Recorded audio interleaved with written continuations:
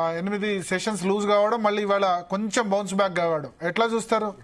Investment కి ఇది right టైమా? సార్ ఇప్పుడు మనకి లార్జ్ క్యాప్ కి సంబంధించి కొంతవరకు రికవరీ అయితే పాజిటివ్ గా కనిపించింది.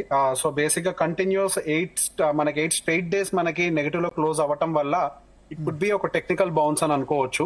సో బేసిక్ గా మనకి near by supports large caps లో ఉండటం కూడా ఒక రీజన్ అయి ఉంటుంది.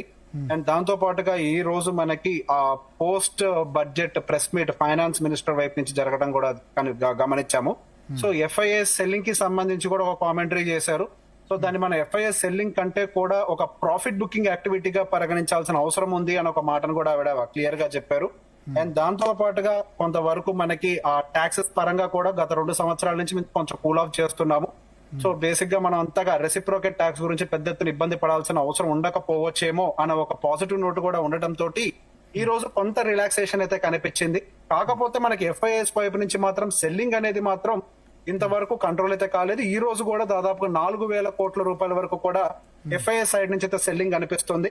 ఇన్ ద సేమ్ సైడ్ మనకు ఆపోజిట్ సైడ్ నుంచి డిఐఎస్ యొక్క సపోర్ట్ కూడా మార్కెట్ లో కొంచెం అగ్రెసివ్ గానే కనిపిస్తుంది. సో జనవరి ఎండింగ్ డేటా ప్రకారం దాదాపుగా ఇంకా వాళ్ళు క్యాష్ లో డిఐఎస్ పర్టికులర్ గా 1,80,000 కోట్ల రూపాయల వరకు కూడా క్యాష్ లో కూర్చున్నట్టుగానే డేటా కనిపిస్తుంది. సో వాళ్ళు ఇంతవరకు ఇంత మార్కెట్ ఫాల్ వస్తున్నా కానీ బయింగ్ చేయట్లేకపోవడానికి ఒక కారణం మేబీ ఇంకేమన్నా ఫెయిర్ వాల్యుయేషన్ రావచ్చు అని వెయిట్ చేస్తుండొచ్చు కాక. సో కిందకి వచ్చే కొద్ది సపోర్ట్ డిఐఎస్ దగ్గర ఇంకా క్యాష్ ఉందా? ఎస్ సార్, మనకి జనవరి డేటా ప్రకారం 1,80,000 కోట్ల క్యాష్ మనకి మ్యూచువల్ ఫండ్ ఇండస్ట్రీలో ఇంకా ఐడియల్ గా కూర్చొని ఉండడం అయితే గమనిస్తున్నాం. మీరే చెప్పారు లాస్ట్ మన జనవరిలో 100% కొత్త సిప్పులు స్టార్ట్ చేస్తే 109% మంది బయటకు వెళ్ళిపోయారని చెప్పారు. సో సిప్పులు పెడుతున్న వాళ్ళ సంఖ్య తగ్గుతోంది. సో మరి ఎక్కడి నుంచి వస్తున్నాయి డిఐఎస్ కి ఫండ్స్? సో బేసిక్ గా సిప్పులు ఎగ్జిస్టింగ్ వాళ్ళు క్యాన్సిల్ చేస్తున్నారు, కానీ ఆల్రెడీ ఎగ్జిస్టింగ్ గా ఏదైతే ఫండ్స్ వస్తున్నాయో వాటిని హోల్డ్ చేసే ప్రయత్నం చేస్తున్నారు. సో బేసిక్ గా 1,80,000 కోట్ల రూపాయల క్యాష్ కాంపోనెంట్ ని దాదాపుగా 4-5 మంత్స్ నుంచి హోల్డ్ చేస్తున్నారు. ఆ క్యాష్ కాంపోనెంట్ తోటి ఫ్రెష్ బయింగ్ ఎటువంటిది చేయకుండా ఏదైతే మనకి లంసమ్ ఇన్వెస్ట్మెంట్స్ వస్తున్నాయో వాటితోటి మాత్రమే మార్కెట్ ని మెయింటైన్ చేసే ప్రయత్నం చేస్తున్నారు, కానీ వాళ్ళ యొక్క క్యాష్ కాంపోనెంట్ ఇంకా హోల్డ్ చేస్తున్నారు.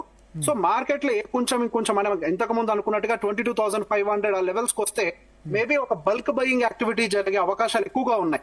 సో ఈ ఫిబ్రవరి మంత్ లో కూడా సెల్లింగ్ అనేది యాక్సలరేట్ అయింది కాబట్టి ఏమన్నా కొంత అమౌంట్ మార్కెట్ లోకి ఇన్ఫ్యూజ్ చేసి ఉంటారేమో అని ఒక హోప్ కూడా కనిపిస్తుంది. మేబీ మనకి ఫిబ్రవరి ఎండింగ్ డేటా ఒకసారి గమనించినట్లయితే కొంత క్లారిటీ వస్తుంది.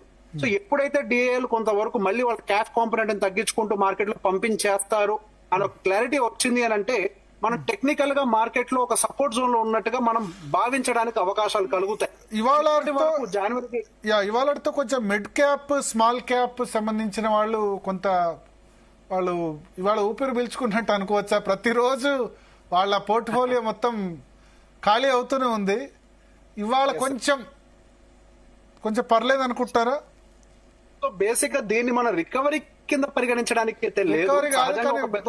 ఇంకా లూజ్ కాలేదు. ప్రతి రోజుకి వాళ్ళ పరిస్థితి దారుణంగా ఉంది కదా. అట్లా ఒక తుఫాన్ వచ్చిన తర్వాత కొంతసేపటి వరకు వాతావరణం ఎట్లయితే ప్రశాంతంగా కనిపిస్తుందో ఈ రోజు మార్కెట్ పరిస్థితి అలాగానే ఉంది, కానీ రికవరీ కింద పరిగణించే పరిస్థితులు అయితే లేవు. ఇంకా మిడ్ అండ్ స్మాల్ క్యాప్ లో అయితే మనం సేమ్ స్టాండ్ మెయింటైన్ చేస్తున్నాం, ఓవర్ వాల్యూడ్. ఇంకా మిడ్ అండ్ స్మాల్ క్యాప్ కేటగిరీలో మనకి రివైవల్ రాకపోవచ్చు, బట్ లార్జ్ క్యాప్ కేటగిరీలో రివైవల్ రావడానికి స్కోప్ ఉంది. సో మనం ఇప్పుడు గమనించినట్లయితే వాళ్ళ రివైవల్ వచ్చినా గానీ ఫార్మాసిటికల్ లాంటి వాటిల్లో ఎక్కువ రికవరీస్